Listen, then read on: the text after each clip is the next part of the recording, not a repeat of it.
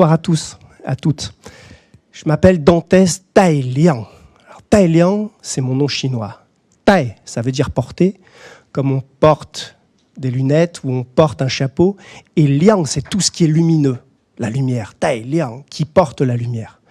J'ai appris le chinois à l'âge de 11 ans, à une époque où en France, en Occident, en Europe, apprendre le chinois, c'était quelque chose de très particulier. C'était un petit peu fou même. Mais pourtant, pour moi, apprendre le chinois, c'était quelque chose d'extraordinaire. C'était quelque chose de nouveau. C'était quelque chose de différent. Et oui, c'était différent. Et justement, c'est une des raisons pour lesquelles j'ai voulu apprendre le chinois, parce que c'était différent. J'imagine que parmi vous, beaucoup apprenaient le chinois, peut-être être allés en Chine, voire même sont chinois. Et la langue chinoise, la culture chinoise, c'est vraiment différent. Qu'est-ce qu'il y a de différent ? Évidemment, déjà, la langue. En chinois, on ne dit pas un téléphone, on dit la parole électrique. On ne dit pas un train, on dit une voiture de feu, une voiture à feu. On ne dit pas non plus un caméléon, on dit un dragon qui change de couleur. Bref, c'est vraiment différent. Puis il y a la culture. Bien sûr, la culture, elle est vraiment différente aussi. La manière de penser, elle est différente. Alors quand on est au début des années 90, quand on a 11 ans, quand on est français et qu'on apprend le chinois, on ne sait pas exactement tous les chemins par lesquels on va passer pour essayer de comprendre cette différence, ces différences. J'ai donc commencé l'apprentissage du chinois en première langue, à Lyon. À Lyon, effectivement, au début des années 90, il y avait la possibilité d'apprendre le chinois en première langue. Mais il y avait aussi un rêve qui nous était communiqué quand on avait 11 ans et qu'on apprenait le chinois en première langue, c'était d'aller un jour en Chine. Aujourd'hui, ça paraît assez simple d'aller en Chine. Mais au début des années 90, il y avait très peu de Français qui allaient en Chine. La première fois que je suis allé en Chine, c'était en 1995. J'ai eu la chance d'y aller avec un professeur qui était là justement hier soir, Joël Bellassène, et qui connaissait ma passion pour la musique. À l'âge de 11-12 ans, j'apprenais le chinois, c'est vrai, mais aussi j'aimais composer des chansons. On arrive pour la première fois en 1995 à Pékin. Pour moi, c'est évidemment un tout nouveau monde. Peu de gens autour de moi étaient allés en Chine. Je venais de Lyon, je venais des Alpes, et aller dans un pays comme la Chine, c'était quelque chose de vraiment totalement nouveau. Je parlais chinois, c'est vrai, mais après 7 ans d'apprentissage du mandarin, du chinois en France, vous le savez peut-être, en France, on n'a pas des niveaux de langues étrangères extraordinaires. Et quand je suis arrivé la première fois à Pékin, à Beida, l'université de Pékin, en fait, je parlais chinois, surtout je le lisais, mais je n'étais pas tellement capable d'avoir une conversation que les Chinois comprenaient. Pourquoi ? Parce que j'avais des problèmes avec les tons de la langue chinoise. Et donc, en fait, la première fois où j'ai dû dire « Wo shi faguoren », je suis français, ma professeure à Pékin, elle n'avait pas compris ce que je disais. Une phrase aussi simple, alors que ça faisait 7 ans que j'apprenais le chinois. Et pourtant, Joël Bellassène m'a proposé un devoir d'été, puisqu'on était en juillet 1995, c'était 1 mois pour perfectionner son chinois, on était une trentaine d'élèves français. Il m'a proposé un devoir un peu particulier, c'était d'interviewer Cui Jian. Cui Jian, c'est le rocker chinois par excellence. C'est même le pionnier du rock chinois. Et en fait, mon devoir, avec 2 autres de mes camarades, c'était d'interviewer Cui Jian avec une dizaine de questions. En fait, c'était la première fois que je rencontrais un musicien chinois, tout simplement. Ce musicien chinois, très connu à l'époque, et qui était un pionnier dans la manière de composer sa musique, on va voir pourquoi après, en fait, il utilisait la présence des jeunes étrangers, des jeunes occidentaux, des étudiants comme nous, pour promouvoir sa musique à l'étranger. En fait, les quelques interviews qu'on a pu lui faire, ça lui permettait après de se faire connaître à l'étranger. Alors moi, quand j'ai interviewé Cui Jian, il a fait semblant, j'imagine, de comprendre ce que je racontais, mais surtout, il nous a invités, moi et mes camarades, à aller à une de ses répétitions. Cui Jian, on vient de le dire, c'était le pionnier du rock chinois.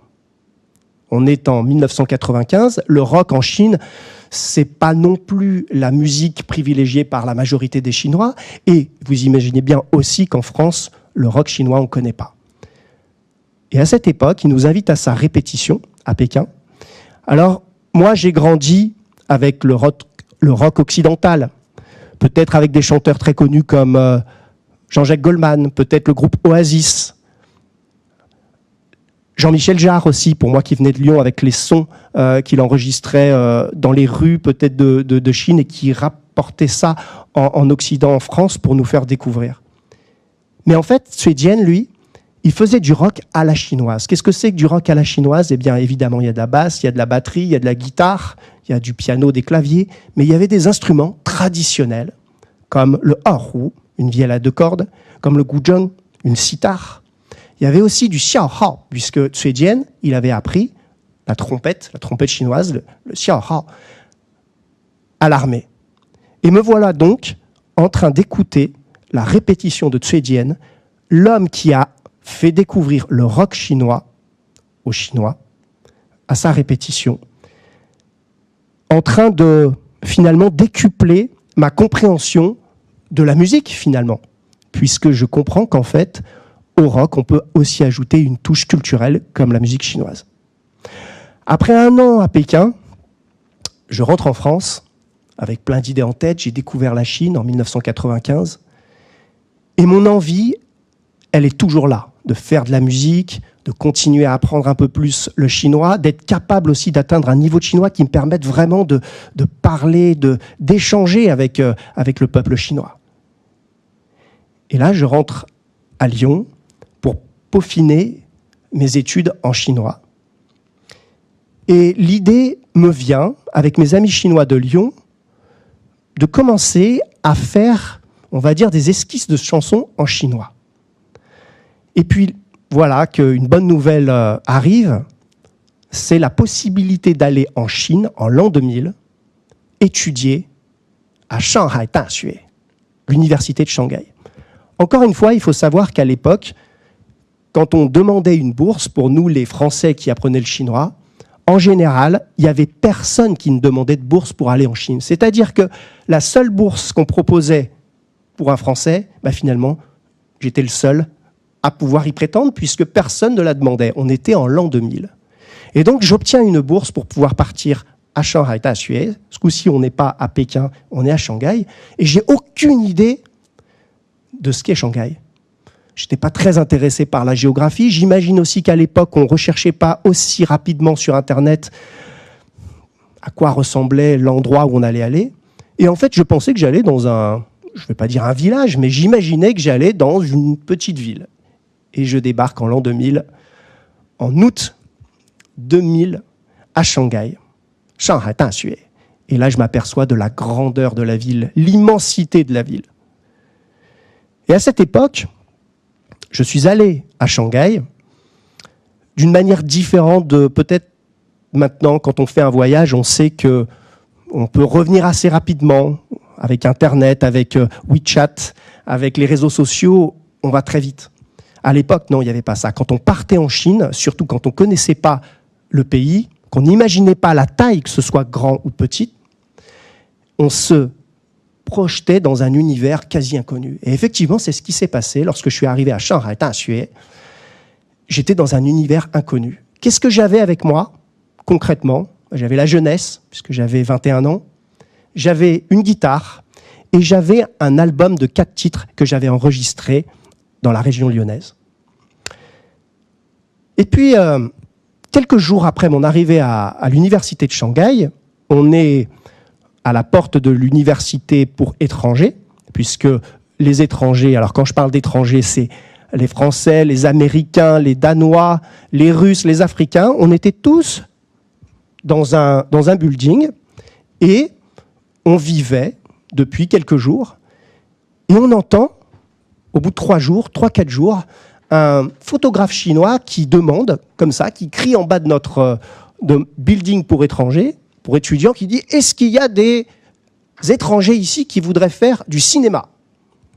Est-ce qu'il y a des... » Alors, à l'époque, il disait « Caucasiens. Est-ce qu'il y a des Occidentaux? Est-ce qu'il y a des Africains? Est-ce qu'il y a des Américains ?»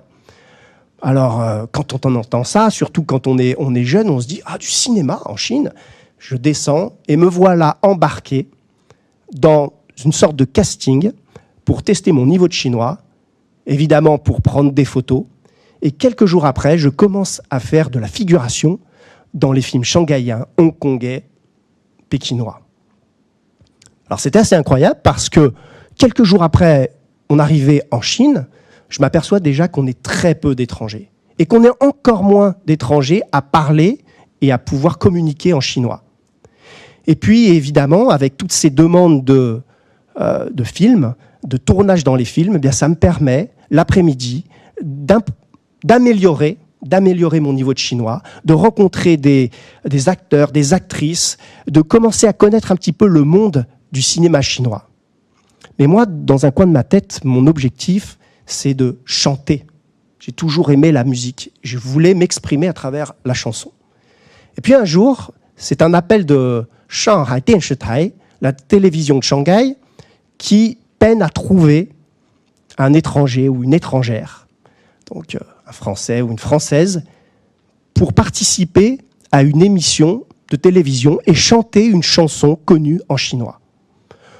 Voilà, j'ai 21 ans, ça fait 3-4 mois que je suis à Shanghai, et là, la possibilité m'est donnée de chanter à la télévision de Shanghai. Mais moi, il y a un petit détail, c'est que j'aime beaucoup la musique, mais j'aime chanter mes chansons. Donc, je commence la négociation de dire, j'aimerais chanter, effectivement, aller à une émission de télé comme ça, dans un pays aussi immense que la Chine, puis j'avais jamais fait de télé en France, je ne connaissais pas.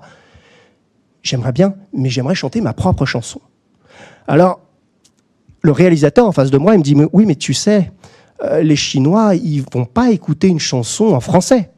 Ils vont pas pouvoir accepter d'écouter une chanson en français, surtout une émission, tu sais, ça va être une émission de grande écoute. Il va y avoir des millions de personnes. Je dis, alors, il faut chanter en quoi? En anglais, peut-être? L'anglais, non. L'an 2000, c'était pas non plus une langue qui était très plébiscitée en Chine. Il m'a dit, il faut chanter en chinois. Eh bien, me voilà en train d'écrire ma première chanson en chinois, avec mon niveau de chinois que j'avais de l'époque.